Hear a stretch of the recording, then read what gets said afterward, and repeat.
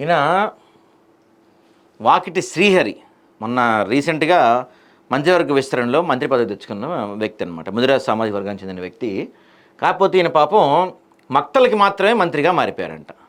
ఒక మంత్రి ఏంటంటే రాష్ట్ర వ్యాప్తంగా మంత్రి, యాక్చువల్లీ మంత్రి అంటే రాష్ట్రం మొత్తం ఆయన ఇది ఉంటుంది. కాకపోతే ఈయన పాపం ఎమ్మెల్యేని అనుకుంటున్నాడు, లేకపోతే ఫస్ట్ టైం మంత్రి కాబట్టి తెలీదు, లేకపోతే మిగతా రాష్ట్రం అంతా మనకెందుకు, మన నియోజకవర్గం బాగుంటే చాలా అనుకుంటున్నాడు తెలియదు. కానీ ఓన్లీ మక్తలకి మాత్రం మంత్రిగా మిగిలిపోయాడు ఈయన.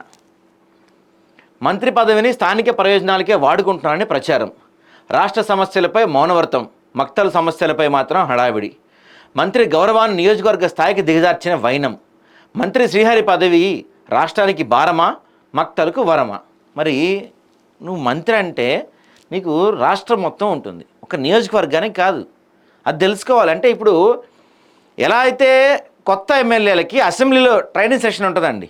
ఫస్ట్ టైం అసెంబ్లీలోకి వచ్చే కొత్త ఎమ్మెల్యేలకి అసెంబ్లీలో ట్రైనింగ్ సెషన్ పెడతారు. అంటే అసెంబ్లీలో ఎలా నడుచుకోవాలి, ఎలా ఉండాలి, ఇక్కడ అసెంబ్లీలో విధానాలు ఏంటి, విధులేంటి, ఏం చేయాలి ఏంటి అని చెప్పి ఒక ట్రైనింగ్ సెషన్ పెడతారు. అట్లా మరి కొత్తగా శాఖలు తీసుకున్న మంత్రులు కూడా ట్రైనింగ్ సెషన్ పెట్టాలేమో. అసలు ఏం చేయాలి మంత్రివర్గంలో ఉండి ఆయన స్థానం ఏంటి, ఆయన బాధ్యతలు ఏంటి తెలియని వ్యక్తికి మంత్రి పదవి ఎలా ఇచ్చారు మీరు?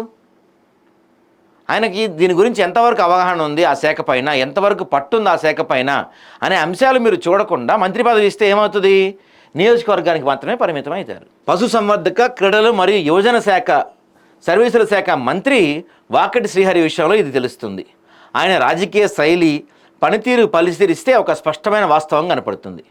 మంత్రి పదవి మక్తల్ నియోజకవర్గ గడప దాటం లేదు.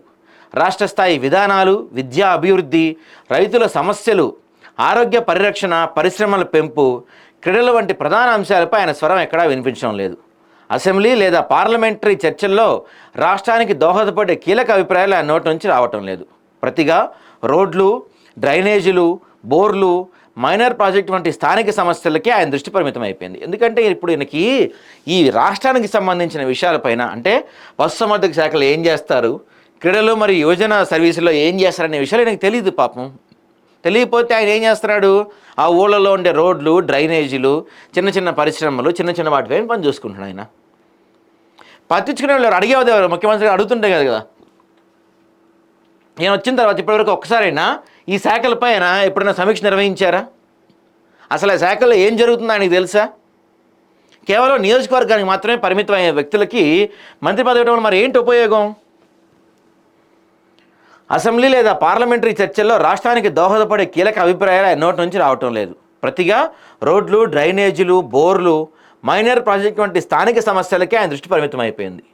మంత్రి అనగానే వచ్చే గౌరవం రాష్ట్ర వ్యాప్తంగా కావాలి, కానీ మంత్రి శ్రీహరి విషయంలో ఆ గౌరవం మక్తల్ గడియారంలోనే ఆగిపోయినట్టు ఉంది. పాపం ఆయన మక్తల్ దాటి వస్తలేడు. ఇంతవరకు ఆయన సహజంగా మంత్రులు వేరే వేరే నియోజకవర్గాల్లో కూడా పర్యటనలు చేస్తుంటారు, అక్కడ దానికి సంబంధించిన ఆ శాఖలకు సంబంధించిన పనులు నిర్వర్తిస్తుంటారు. కానీ ఈయన ఈ మంత్రి పదవి చేపట్టిన దగ్గర నుంచి మక్తల్ దాటి వేరే నియోజకవర్గానికి పోయి దానికి సంబంధించిన సమీక్ష అయితే ఇది చేసినట్టు ఇంతవరకు కనపడలేదు ఎక్కడ కూడా. అసెంబ్లీలో అడుగుపెడుతున్న ప్రశ్నలు కూడా రాష్ట్ర సమస్యల కన్నా స్థానిక సమస్యలపైన కేంద్రీకృతం అవుతున్నాయి. ఇది ఒక ఆందోళనకర పరిణామం. రాష్ట్ర మంత్రివర్గంలో ఉన్న ప్రతి ఒక్కరూ స్థానిక రాజకీయాలకే పరిమితమైతే రాష్ట్ర వ్యాప్త దృక్పథం ఎవరు కలిగి ఉంటారు? ప్రజలు ఒక మంత్రిని కేవలం ఒక నియోజకవర్గానికే కాదు, మొత్తం రాష్ట్రానికి ప్రతినిధిగా భావిస్తారు. ఆ నమ్మకాన్ని నిలబెట్టుకోవటం, రాష్ట్ర స్థాయి విధానాల్లో చురుకైన పాత్ర పోషించడం ఒక మంత్రిగా అత్యవసరం. మంత్రి పదవిని స్థానిక అవసరాలకు మించి రాష్ట్ర భవిష్యత్తు కోసం వినియోగించాల్సిన సమయం ఇది. లేకపోతే మంత్రి అనే బిరుదు కేవలం ఒక ప్రాంతీయ రాజకీయ హోదాగా మిగిలిపోతుంది. ఇది మొత్తం వ్యవస్థకే ఇబ్బంది అండి.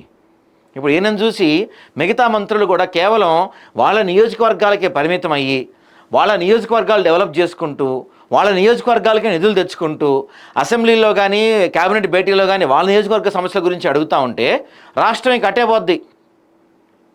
మంత్రులు అంటే వాళ్ళు రాష్ట్ర మొత్తానికి ఒక ప్రతినిధి. ఇప్పుడు ఈయన పశుసంవర్ధక, క్రీడా మరియు యువజన ఈ శాఖకి మంత్రి ఈయన.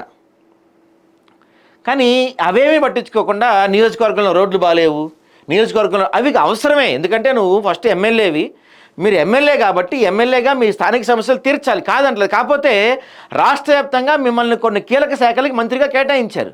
మరి వాటి సంగతి ఏంటి? వాటిని ఎవరు చూసుకుంటారు? వాటిపై సమీక్షలు ఎవరు చేస్తారు? వాటిని అలా గాలికి వదిలేయడానికేనా మీరు మంత్రి అయింది? రాష్ట్ర మంత్రి పదవిని స్థానిక ప్రయోజనాలకే వాడుకుంటున్నారని వాకిటి శ్రీహరిపై విమర్శలు బలంగా వినపడుతున్నాయి.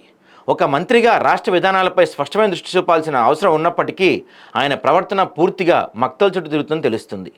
ఇది కేవలం ఒక విమర్శ కాదు, ఒక ప్రమాద సూచిక. రాష్ట్ర మంత్రులు తమ పదవిని స్థానిక అవసరాలకి కట్టిపడేస్తే రాష్ట్రానికి అవసరమైన పెద్ద నిర్ణయాలు ఎవరు తీసుకుంటారు? రాష్ట్ర ప్రజలకు సంబంధించిన గొంతు ఎవరు వినిపిస్తారు? ప్రచారం కేవలం వదంతి కాదు, ఆయన పనితీరే ఈ ఆరోపణలకు బలమైన ఆధారంగా తెలుస్తుంది. మంత్రి శ్రీహరి పదవి, ఆయనకి మంత్రి పదవి రాష్ట్రానికి భారమా, మక్తలకు వరమా? నిజమే, అదే కనపడుతుంది కదా. రాష్ట్రానికి భారం అయిపోతుంది, మక్తలకి మాత్రం వరం అయిపోతుంది. ఎందుకంటే మంత్రి చెప్తాడు కాబట్టి మక్తల్లో పనులన్నీ టకటకటగా అయిపోతున్నాయి. మరి రాష్ట్రం మొత్తం పనులు ఎవరు చేస్తారు? మంత్రి అనగానే గుర్తొచ్చేది రాష్ట్రవ్యాప్త దృక్పథం, విస్తృత బాధ్యత, ప్రజా ప్రయోజనం. కానీ మంత్రి వాకిటి శ్రీహరి పనితీరు చూస్తే ఆ నిర్వచనం పూర్తిగా మారిపోయినట్లు కనిపిస్తుంది. రాష్ట్రం మొత్తం ఎదురు చూస్తున్న నిర్ణయాలు, విధానాలు, కీలక చర్చలు ఆయన స్వరం వినిపించడం లేదు.